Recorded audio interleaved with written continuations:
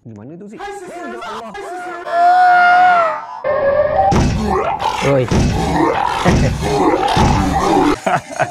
Assalamualaikum. Korang pernah tak tengok anak-anak adik-adik korang tengok video YouTube? Mestilah pernah kan? Tapi korang pernah tak tengok video-video apa yang diorang tengok dalam YouTube tu? Diorang tengok satu video, lepas tu diorang lompat tengok video lain. Dan korang pernah tak tengok apa yang YouTube cadangkan untuk diorang tengok? Lalu korang terfikir, benda ni YouTube. Anakku tengok video ni YouTube. Jadi dalam video ni kami kumpulkan beberapa saintis-saintis komputer daripada Uniten dan kita akan tunjukkan aktiviti-aktiviti YouTube sebenar yang dilakukan oleh anak-anak umur 7-8 tahun dan kita nak tengok apa reaksi dan komen diorang. Jadi doktor, hari ni kita ada kumpulkan beberapa video-video yang budak-budak tengok lah. Ini betul-betul real ni, budak 8 tahun, 7 tahun dia tengok video-video ni. Jadi ini adalah kompilasi yang pertama. Dapat tengok tak apa-apa video yang mungkin nampak macam pelik ke, macam apa budak ni lepas dia tengok benda ni, dia tekan video ni. Kenapa YouTube recommend video ni? Ada tak yang mana-mana yang pelik? Ada yang tiba-tiba ada macam raksasa. Lepas tu tiba-tiba ada puteri pula dekat satu gambar tu. Ada. Dia tulis no bad meme ni. Apa bendanya? Saya rasa yang terakhir tu lah Zik. Sebab dia punya thumbnail dia tunjuk Are You Alone? Are you alone? Yes, no. Jadi kalau anak doktor tengok pilih video ni, doktor bagi tak pula? Nampak macam kartun ni, tak tahu lagi apa dalam dia. Okay, jom kita tengok apa kandungan dalam. Have you ever wondered when you will die? My gosh, these questions. Ush. No. A. Tiba-tiba tanya pasal mati. No. A. Are you scared of that open door? Should I? Gimana tu Zik?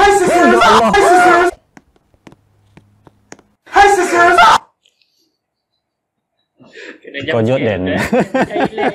Dia sesuai tak budak-budak nak tengok video je? Oh, memang tak lah. This is not good at all. Aziz tengok saya pun terperanjat Zik. Apatah lagi budak kecil Zik. Yang tengok, katalah dia tengok malam-malam kan. Mungkinlah saya dengan wife saya tak kat rumah tengok video ni. Saya rasa dia bukan sekadar terperanjat. Trauma tengok YouTube dah. Dia tanya soalan-soalan yang tak sesuai untuk budak-budak tu yang mungkin menjurus kepada bunuh diri. That's what I thought. Okay, so kita tengok pula kompilasi yang Okey. Mula-mula cerita pasal circus. Lepas tu Roblox. Lepas tu ada pula soalan introvert Jadi doktor rasa ada tak video yang mungkin paling pelik yang tak sesuai yang contoh dengan anak antara banyak video? Ada Zik. Yang saya nampak ni, kalau berdasarkan thumbnail image ni, nampak yang bikini tu, yang pertama sekali tu. Lego tu, tapi dia nampak pakaian berbikini. So saya rasa kalau saya tengok, anak saya tengok video ni, mungkin saya akan larang lah kot. Saya rasa kat sini nampak Lila push Marinette down the stairs. I think this is macam nak suruh macam bully budak lain lah pada saya. Mungkin saya larang yang introvert tu kot dulu. Sebab mungkin untuk peringkat umur tu dia macam tak apa sesuai sangat lah. Tanya pasal introvert ke extrovert ke. Tapi sebenarnya video yang paling tak sesuai antara banyak-banyak ni adalah video yang last kali. Last kali Zik, okey je Zik, Mickey Mouse. Oh? Ya? Video Mickey Mouse tu kan? Itu video yang paling tak sesuai tu budak-budak tengok. Kenapa? Jom kita tengok.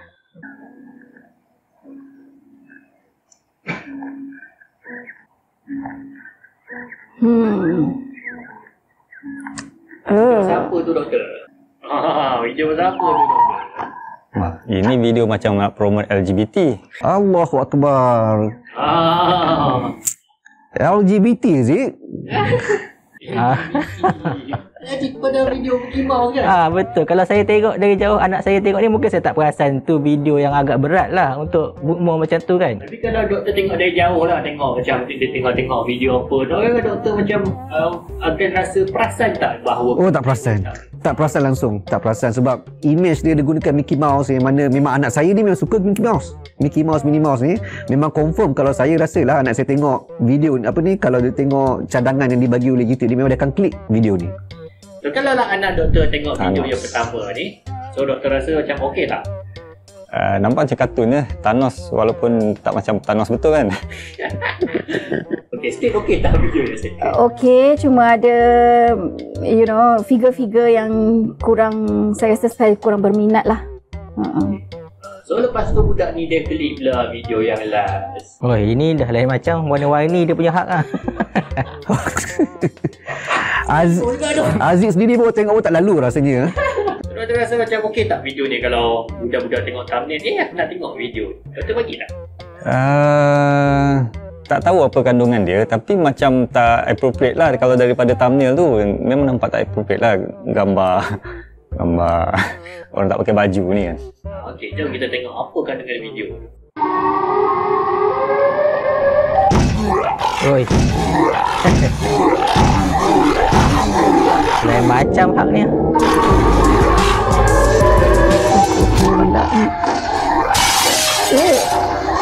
Pasal rasa asyik Allah Zik. Sama je lah dengan thumbnail dengan konten dia.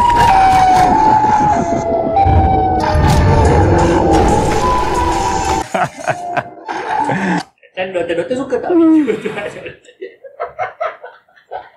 Not me and my children. Doktor suka tak dengan superhero ni? Oh.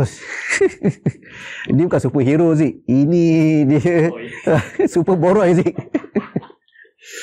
Ya, tapi kalau macam anak doktor tengok, sebab ini yang direkomendkan oleh YouTube bila kita tengok video-video superhero ni. Betul. Pasal superhero yang ni. So, maksudnya doktor rasa macam mana?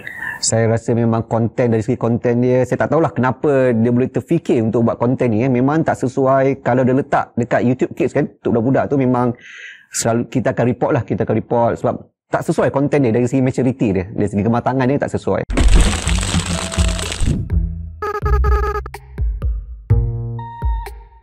Okay, jadi doktor, kita dah tengok beberapa aktiviti YouTube anak-anak. Okey. Diorang tengok satu video, kemudian pada video-video yang lain kita boleh nampak beberapa ciri-ciri yang sama. Betul. Terangkan sikit, kenapa YouTube atau mungkin media sosial penyedia video yang lain tu dia macam tu? Okey. Macam mana sebenarnya dia berfungsi? Alright. So sebelum saya pergi pada soalan Haziq tu macam mana dia berfungsi, kita tengok sikit introduction YouTube ni. So YouTube ni sebenarnya ialah satu laman web. Kita panggil pengehosan laman web, iaitu dia menyediakan video-video yang di-upload atau dimuat naik oleh pengguna. Setakat ni ada lebih pada 5 bilion video yang ada dekat YouTube ni. Setiap bulan, kalau kita tengok statistik lah, lebih daripada 1.9 bilion pengguna dia akan akses pada laman web YouTube ni. Selalunya YouTube ni dia akan cadangkan video-video yang berkaitan dengan user tu. Jadi apa yang YouTube ni buat, dia ada kita panggil sebagai algoritma pintar, di mana dia bekerja untuk tengok orang ni, contoh Ali, apa dia punya video-video yang berkenaan ataupun sesuai dengan cita rasa Ali. Dia tak ada orang tau, dia tak ada orang nak tengok setiap video ni sesuai untuk Ali tak, video ni sesuai untuk Ali tak ada. Kalau ada orang tu, saya ingat memerlukan lebih kurang sejuta pekerja untuk semata-mata analisis video ni. Jadi apa yang diorang keluarkan ialah diorang keluarkan algoritma atau algoritma pintar, yang di mana dia akan latih mesin untuk tengok cita rasa orang tu, apa video yang berkenaan ataupun sesuai dengan orang berkenaan. Oh, mesin boleh dilatih ya rupanya. Dah macam manusia atau binatang pula boleh latih ni. Jadi macam mana YouTube ni dia melatih mesin dia dan disesuaikan pula dengan tontonan kanak-kanak tu? Okey, dia sebenarnya mesin ni memang boleh dilatih. Sama ada kita gunakan untuk YouTube ataupun untuk online shopping.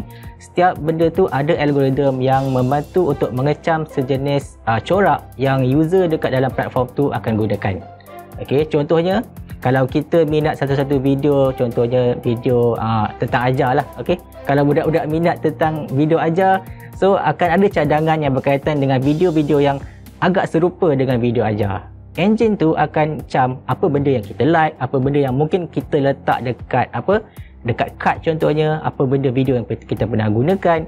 So dia akan gunakan info-info tu untuk mengecam satu-satu user tu apa sebenarnya yang mungkin menarik minat dia dan memberi cadangan seterusnya berdasarkan apa aksi yang kita buat dekat platform tersebut.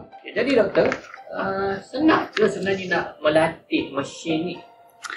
Nak melatih mesin ni tidaklah sesuatu yang senang untuk dilakukan. Dia agak cerewet dan sukar. Okey, pertamanya kita perlu tahu kenapa kita nak latih data-data tu semua dan bagaimana kita nak dapat data-data tu.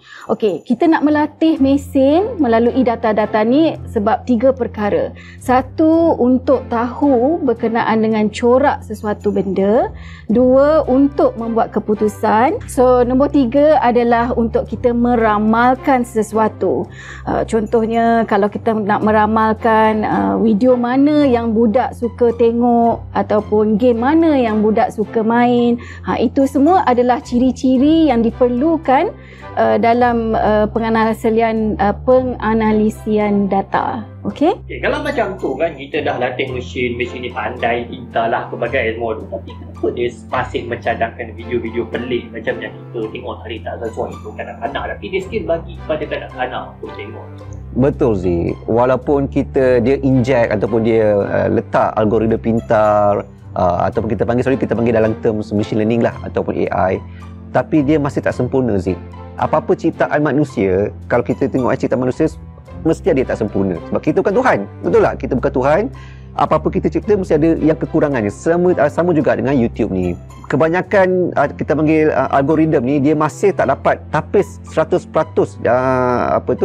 konten untuk ataupun konten ataupun program untuk kanak-kanak ni. Tapi Aziz, walaupun kita kata dia tak dapat 100% tapis ataupun filter, kalau kita compare yang dulu Zik, waktu dia baru perkenalkan YouTube kan, sebelum-sebelum ni, lagi teruk Zik, lagi teruk dia punya konten, dia memang tak ada filter apa langsung. Sebab masa tu diorang tak inject lagi dengan AI apa semua, dengan machine learning ni. Oleh kerana itu, banyak tau orang exploit konten-konten ni. Sebab yelah, bila kita letak kita punya video dekat YouTube ni, kita harap untuk dapatkan duit. Betul tak? Monetary base.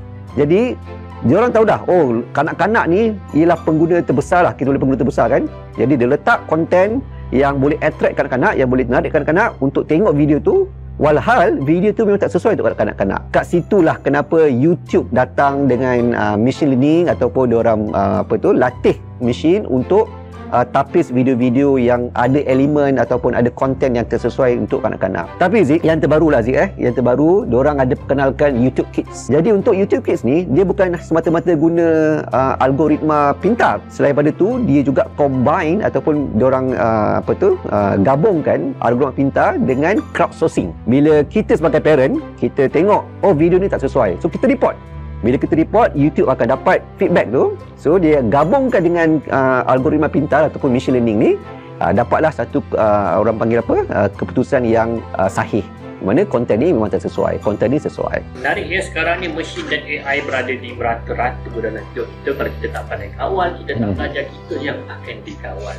Jadi macam mana kita nak mempelajari dan mendalami lagi bidang AI dan sub bidang AI ni macam pembelajaran mesin ni? Apa program atau jurusan yang kita nak ambil? Artificial Intelligence ni sebenarnya sebahagian daripada bidang sains komputer. Jadi Unit 10, program-program sains komputer dan teknologi maklumat memberi peluang kepada pelajar-pelajar mempelajari dan meningkatkan kemahiran anda dalam bidang ni lah, kepentingan buatan.